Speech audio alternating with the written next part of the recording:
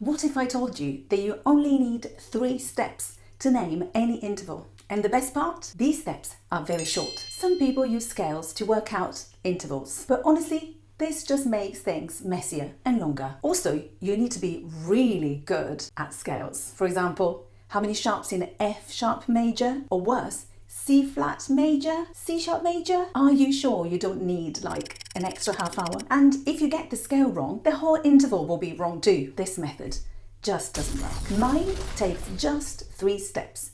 No memorizing crazy stuff, I promise. I am Rosella, your Italian music teacher. You don't need to take any notes because I've created this PDF, including all that I said today, plus examples, plus a quiz. Click on the link below to get it completely for free.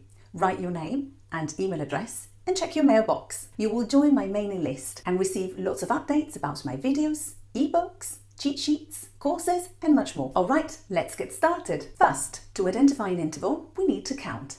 For example, between these 2 notes, there are 3 steps, so it is a third. Remember to include the 2 notes forming the interval when you count. That's really important. Next, we check how many tones and semitones our interval needs to be either major or perfect.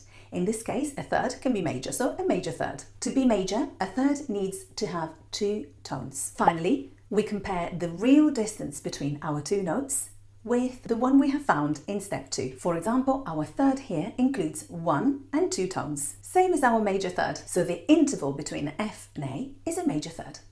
Easy.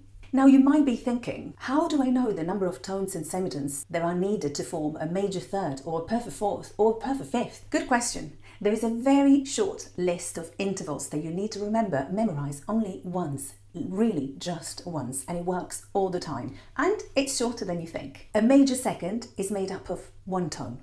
A major third, 2 tones. A perfect fourth, 2.5 tones, so 2 tones and 1 semitone. A perfect fifth, 3.5 tones. That's it. These are the key intervals that you need to memorize. 6 and 7s can be identified by using another system that is really cool, and I link at the end of this video. But if you're curious, here they are. 6, 4.5 tones. A 7th, 5.5 tones. A perfect octave, 6 tones.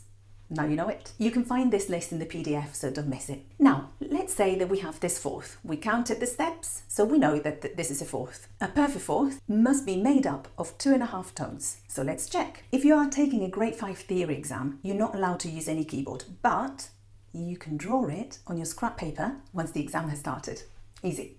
So let's go back to our counting. Between E and A flat, there are 1 and 2 tones. So we're missing 1 semitone. Our fourth is not perfect, but is diminished. So E to A flat is a diminished fourth. If we would have an extra step from the perfect interval, our fourth would be augmented. Remember this, a perfect interval plus 1 semitone is augmented, minus 1 semitone is diminished. A major interval plus 1 semitone is augmented, minus 1 semitone is minor. You'll find this lovely drawing in the PDF too. And now my final question. What is this interval?